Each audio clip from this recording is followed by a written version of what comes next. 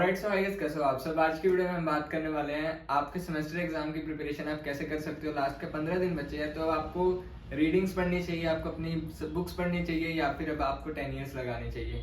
तो काफ़ी बच्चों के ऑलरेडी डाउट्स आ चुके थे, क्वेश्चंस आ चुके थे कि भैया कैसे प्रिपेयर करें, समझ में नहीं आ रहा। तो आज की वीडियो में इसी के बारे में बात करने वाले हैं। तो यार चैनल पहली बार आए तो प्लीज़ सब्सक्राइब कर दो and without any further ado let's jump on to today's video.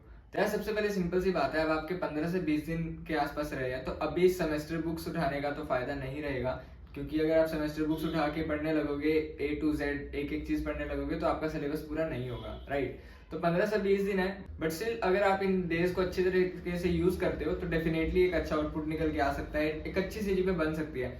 अब मैं ऐसे नहीं बोलूंगा कि आपकी 9.5 या 9.7 सीजीपीए बन जाएगी आपके 10 दिन पढ़ने में, बट हाँ डेफिनेटली एक डिसेंट सीजीपीए जिसे मैं बोलते हैं 7.5 8 8.5 तक आप डेफिनेटली लेके जा सकते हो अगर आप ये 15 या 20 दिन अच्छे से पढ़ लेते हो। एंड जहाँ तक मुझे लग रहा है कि आपकी 19 दिसंबर के आसपास एग्जाम स्टार्ट है, तो 19 दिन दिसंबर के 2-4 दिन नवंबर के, तो स्टिल आपके पास एक अच्छा खासा टाइम है। तो अभी आपको क्या करना है, देखो यार अपनी 10 ईयर्स उठानी है। सबसे पहले आपके जो भी सब्जेक्ट्स हैं, आई गेस 7 से या 8 सब्जेक्ट होंगे आपके, जिसमें से 3 या 4 आपके कोर होने वाले हैं और बाकी आपके थोड़े स्किल एनहांसमेंट से रिलेटेड होंगे। तो जो भी वैल्यू एडिट कोर्सेज है, स्किल एनहांसमेंट कोर्सेज है, एसईसी वगैरह है, उन पे इतना ज्यादा फोकस नहीं करना चाहिए in comparison with core subjects. Core subjects पे आपको थोड़ा ज्यादा फोकस करना पड़ेगा। बाकी सब्जेक्ट्स आप अगर फिर भी 4 या 5 दिन भी दोगे तो वो इजीली कवर हो जाएंगे, बिकॉज उसका सिलेबस इतना ज्यादा वास्ट होता नहीं है, उनका लिखने का तरीका भी अलग होता है एंड आप इजीली अटेम्प्ट भी कर लेते हो क्योंकि वो इन जनरल क्वेश्चंस या इन जनरल पेपर्स होते हैं। बट जो आपके कोर सब्जेक्ट है उसमें आपको थोड़े एफर्ट्स डालने पड़ेंगे, तो मेक श्योर करना कि आप उन पे ज्यादा फोकस करो in comparison with those other subjects, ठीक है। कोर में अच्छे मार्क्स लाना आर मोर इम्पोर्टेंट। अगर बाकी थोड़े से स्कोरिंग होते हैं तो आप इजीली स्कोर कर जाते हैं, बट अगर कोर में रह गए तो दिक्कत हो जाएगी। तो कोर को बिल्कुल भी स्किप मत करना और अब से पढ़ना बिल्कुल स्टार्ट कर देना।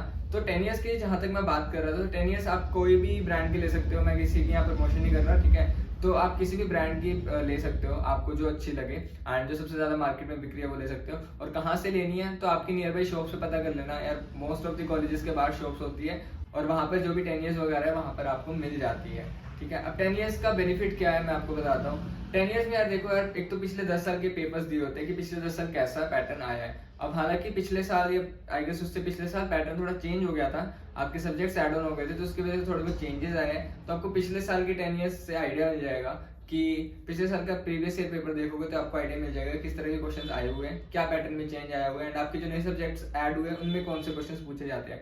तो आपको उसका तो 1 या 2 साल का पेपर मिलेगा, बट बाकी जो आपके कोर सब्जेक्ट्स है उसके अंदर आपको एक अच्छा खासा एक्सपीरियंस मिल जाएगा पिछले 10 साल पेपर पढ़ने के बाद। अब आप जब 10 साल के पेपर को स्क्रूटनाइज करोगे, एग्जामिन करोगे, वहां से आपको कुछ चीजें ऐसे पता लगेगी कि most of the repeated questions कौन से हैं, most of the repeated topics कौन से हैं, उनको शॉर्टलिस्ट करके पेपर पे नोट करो। पेपर पे नोट करने के बाद उन टॉपिक्स को अच्छे से पढ़ो, बिकॉज चांसेस यही रहते हैं कि जो प्रीवियस ईयर्स में पूछे गए हैं most of the repeated questions या most of the repeated topics है वही आपके करंट ईयर में भी पूछे जा सकते हैं, ठीक है। ऐसा नहीं कि 100% वही रिपीट होता है, बट हाँ जितना मैंने ऑब्जर्व किया, मैंने अपने 3 साल एग्जाम दिया दिल्ली यूनिवर्सिटी में, तो जितना मैंने ऑब्जर्व किया तो 50 to 70% आपका प्रीवियस ईयर का पेपर रिपीट होता है। अब वो हो सकता है कि पिछले 10 साल में से कहीं से भी हो सकता है, but most of the repeated question he repeat होते हैं, यानी कि आप पास तो आराम से हो सकते हो अगर आप 10 ईयर्स करके चले जाते हो। 50-60% is a very good score अगर आप 5 या 7 दिन भी पढ़ के जाते हो 10 ईयर से, ठीक है। हाँ अगर आपको चाहिए 90% 95% स्कोर चाहिए तो डेफिनेटली आपको पहले से पढ़ना चाहिए था, बट अगर 15 दिन रह गए या 20 दिन रह गए तो इसके अकॉर्डिंग आपने कुछ भी नहीं पढ़ा तो डेफिनेटली स्टिल एक बेटर स्कोर आप लेके जा सकते हो, ठीक है। तो वही चीज है, आप उन टॉपिक्स को नोट करो जो सबसे ज्यादा रिपीटेड है, उन टॉपिक्स को डिटेल में स्टडी करो एंड फिर वहां से अगर कुछ क्वेश्चंस आते हैं तो आप इजीली फ्रेम करके लिख पाओगे। और उसके अलावा कुछ क्वेश्चंस ऐसे होते हैं थोड़े से इन जनरल होते हैं, आपके आई गेस 5 या 4 क्वेश्चन आते हैं, 18 नंबर के 4 क्वेश्चन आते हैं या फिर 20 नंबर के 4 क्वेश्चन आते हैं, कुछ इस तरह से रेशियो रहता है। तो आपको आइडिया लग जाएगा कि आपको किस क्वेश्चन पे कितना एफर्ट्स डालने हैं, किस सब्जेक्ट पे कितना एफर्ट्स डालना है। अब जहां तक थ्योरेटिकल की बात है तो वो आप डेफिनेटली लिख पाओगे, ठीक है। और जहां तक प्रैक्टिकल सब्जेक्ट्स की बात है, जैसे अगर आपके पास मैथ्स है, अकाउंट्स है या फिर कुछ और इकोनॉमिक्स में काफी ज्यादा सॉल्विंग क्वेश्चंस होते हैं, उसके अंदर आपको रिटन प्रैक्टिस करनी पड़ेगी, आपको क्वेश्चन सोल्व करने पड़ेंगे, उसमें आपको पेपर्स लगाने पड़ेंगे। तो प्रीवियस ईयर के जितने भी क्वेश्चन आए ना वो सारे कर दो।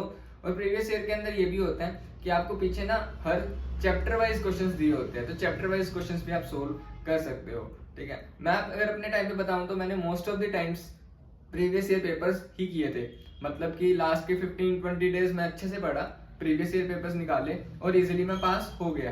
पास इन द सेंस कि मेरी एक ठीक ठाक सीजीपी बन गई थी। अगर आप सीजीपी भी जानना चाहते हो तो मेरी एग्रीगेट ऑल 6 सेमेस्टर मिला के अबव 8 सीजीपी बन गई थी, जो कि एक डिसेंट सीजीपी है। ठीक है, अगर आपकी 7.5 से अबव जाती है तो that is a decent CGP है, और अगर 9 से अबव जा रही है तो दैट इज एक्सीलेंट। ठीक है, वो तो फिर एक्स्ट्रा ऑर्डिनरी हो गया। बट अगर 8 8.5 मेंटेन कर लेते हो तो वो एक काफी अच्छी सीजीपीए मानी जाती है, कंसीडर की जाती है, जो कि हर लेवल ऑफ एग्जामिनेशन में चल जाती है। एक बेसिक क्राइटेरिया होता है 7 सीजीपीए का, तो उससे इंप्रूव ही रखो। अब ऐसा नहीं कि 7 बोल दिया कि डिसेंट होती तो आप 7 पे अटक जाओ, राइट। आप कोशिश करोगे 8.59 लाने की, तब जाके वो 7.58 तक आती है। तो वो टारगेट लेके चलना है। एंड एक one of the most important thing जो मैं आपको बताना चाहूंगा कि क्वेश्चन कोई भी खाली मत छोड़ के आना। हमें क्या होता है कि काफी बार हमें क्वेश्चन समझ में नहीं आता, बट थोड़ा बहुत आइडिया होता है। ठीक है, इतने तो आप समझदार होते हो कि आपको क्वेश्चन समझ में आ जाता है, कॉन्टेक्स्ट समझ में आ जाता है कि क्या पूछ रहा है। एग्जैक्ट अगर आपको उस चीज के बारे में नहीं पता तो कोई दिक्कत नहीं है, बट थोड़ा बहुत भी पता है वो लिख के आओ। बिकॉज अगर थोड़ा बहुत भी लिख के आओगे तो examiner 1 number 2 number 3 number 4 number कुछ ना कुछ तो देगा। अटेम्प्ट करने के नंबर मिल जाते हैं अगर थोड़ा बहुत भी रेलिवेंट आपने लिखा है। अगर आप कंप्लीटली खाली छोड़ाओगे कि यार पता ही नहीं है मेरे को तो मैंने ब्लैंक छोड़ दिया, तो उसमें केस में तो जीरो है। बट अगर आप कुछ भी लिखाओगे, अब कुछ भी का मतलब यही नहीं है कि यार गाना लिख के आ रहे हो, that is a common sense, but थोड़ा सा रेलिवेंट लिख के होगा ना तो आपके चांसेस बढ़ जाते हैं कि हाँ 1 नंबर 2 नंबर 3 नंबर 4 नंबर मिलने के चांस बढ़ जाएंगे। तो इससे क्या होगा कि आपकी प्रोबेबिलिटी बढ़ जाएगी और एक अच्छा स्कोर भी बनने के चांसेस बढ़ जाएंगे। ठीक है, एंड लास्ट के दिन में मैं यही बोलूंगा कि प्रीवियस ईयर उठाओ। अगर आपके पास रीडिंग्स है that is well and good, आप रीडिंग्स को स्क्रूटनाइज करो, गो थ्रू करो। रीडिंग्स बेसिकली वही होती है कि शॉर्ट नोट्स होते हैं। जितने भी आपने बुक्स के अंदर अगर 100 पेज का चैप्टर है तो वो रीडिंग्स के अंदर आपको 30 से 40 पेज के अंदर देखने को मिल जाता है। अगर टीचर से अवेलेबल हो सकते हैं आप टीचर से बात कर लो, उसके जीरोक्स मिल सकते तो जीरोक्स ले लो, और अगर कुछ भी नहीं तो ऑनलाइन पीडीएफ है तो पीडीएफ से भी पढ़ सकते हो, राइट। और 10 ईयर्स तो यार आप आसपास शॉप्स पे देखना, बिकॉज इस वीडियो के बाद मेरे को पता है काफी बच्चे कमेंट करके पूछेंगे कि भैया 10 ईयर्स लेनी कहाँ से है। तो अपने आसपास के कॉलेज के बाहर चेक करना, अपने फ्रेंड से पूछ लेना जिनके पास भी 10 ईयर्स दिख रही हो, या फिर अपने सीनियर्स को रीच आउट करो, क्योंकि सीनियर्स के पास भी 10 ईयर्स हुई होगी, उन्होंने भी ली थी, तो आप उनसे पूछ सकते हो या फिर उनसे ले भी सकते हो सेकंड हैंड, ज्यादा कुछ फर्क नहीं आता। ठीक है, सो आई होप कि ये वीडियो इन्फॉर्मेटिव रही होगी, आपको पता लग गया होगा कि स्टिल आप अच्छा स्कोर कर सकते हो अगर आप 10 ईयर्स पे फोकस कर लेते हो, अच्छे से उनको स्क्रूटनाइज करके टॉपिक शॉर्टलिस्ट करके उनको पढ़ सकते हो, एंड उस पर फिर जाके डिटेल में लिख सकते हो पेपर। और जहां तक लेंथ की बात है तो यार अगर आपका 16 नंबर का क्वेश्चन आ रहा है तो कम से कम आपको 8 से 9 पेज फिल करने पड़ेंगे, उसके अलावा आपके पास कोई ऑप्शन नहीं है। अगर वहीं आपका 8 नंबर का क्वेश्चन है तो वहां पर 5 पेज के आसपास अगर लिख देते हो या 6 पेज के आसपास लिख देते हो तो वो चल जाएगा। ठीक है, अगर जितना कम लिखोगे तो चांसेस कम है कि नंबर कम मिलेगा, बिकॉज दिल्ली यूनिवर्सिटी लेंथ को प्रेफरेंस देती है। आप जितने ज्यादा पेज भर के होगा, वैसा नहीं है कि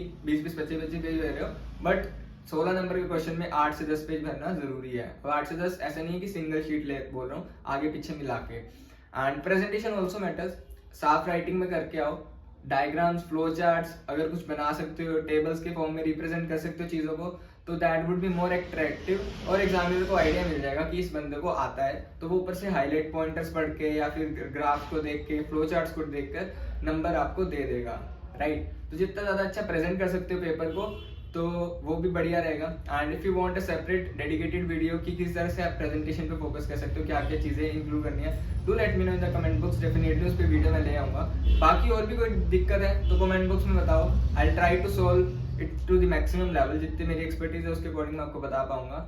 एंड बाकी see in the next video, till then पढ़ते रहो एंड आपके सेमेस्टर एग्जाम हो जाएंगे अच्छे से। डोंट वरी, आई नो आपका फर्स्ट सेमेस्टर है तो आपको थोड़ा बहुत लग रहा होगा यार कैसे होगा, कैसी चीजें होगी, बट हो जाएगा। Have faith in yourself and study right now, because अगर आप लेट कर दोगे तो थोड़ा मुश्किल हो जाएगा ट्रैक पे वापस आना। तो सी इन द नेक्स्ट वन, तब तक के लिए आप सोशल मीडिया हैंडल पे कनेक्ट कर सकते हो, लिंक्डइन पे कनेक्ट कर सकते हो, एंड लेट मी नो कि नेक्स्ट वीडियो किस टॉपिक पे चाहिए। Thank you.